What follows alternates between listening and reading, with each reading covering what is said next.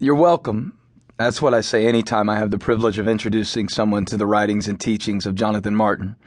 Not that I'm any part of the reason he's awesome, but if you're friends with Jonathan, you'd claim credit just for knowing him too. He makes everything and everyone he touches smarter and better by association. Someone tried to explain to me the other day his opinion that there are only two types of relationships, those meant to comfort and those meant to challenge. He argued that no relationship can equally serve both purposes. It's either one or the other. He made his case with an annoying degree of dogma. I nodded politely as he went on, but in my mind, I was seeing this bizarre and hilarious image of Jonathan Martin body slamming the guy and then bear hugging him. I was thinking about how my 6'5" powerhouse friend is the ultimate exception to this man's theory. I'll give you an example. One time I went to see Jonathan just after he got some terrible news about his church having to move out of their building.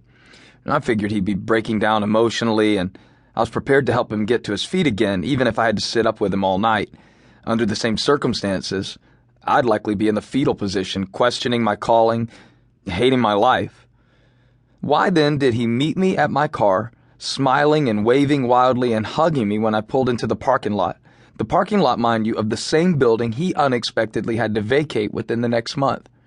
Furthermore, why did he insist on giving me a full tour of the building, stopping at different rooms along the way to describe in detail the miracles God had worked in the lives of the people? And how in the name of love did the evening end with Jonathan and his wife Amanda praying for me, encouraging me, comforting me when I had come ostensibly to comfort them? It was just one of the many times I've experienced the superhuman joy and passion that make Jonathan Martin the exception to most theories and the perfect person to write a book on becoming fully human. Jonathan doesn't just challenge me or comfort me.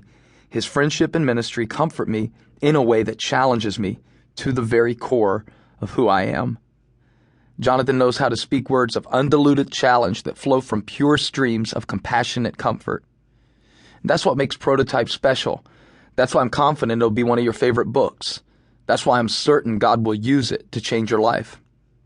Jonathan presents riveting truth about our identity in Christ in a way that honestly grapples with the intrinsic tensions and mind-boggling implications of the gospel. And he does it while maintaining a sensitive tone in a conversational atmosphere. He humanizes the process of change by illustrating the beauty of Jesus.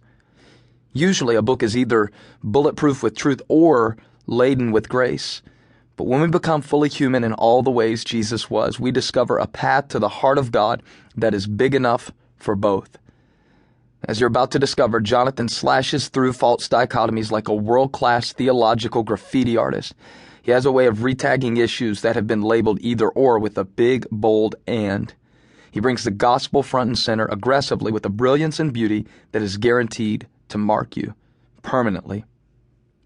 I guess this turned out to be more like a warning than a foreword, didn't it? I have a feeling that's just the way Jonathan would want it. So, scratch the part at the beginning where I said, "You're welcome."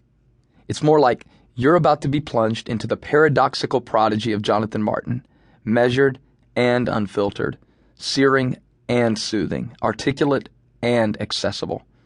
Jonathan has written a book designed to body slam your presuppositions, bear hug your insecurities, and shake the contents of your heart with a gentle violence. It's not every day you get to meet David and Goliath, and it's the same guy. You've been warned, and you're welcome.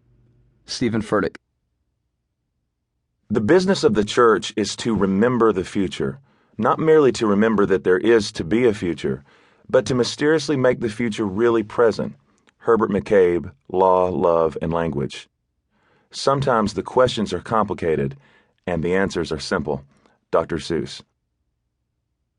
Chapter 1. Identity.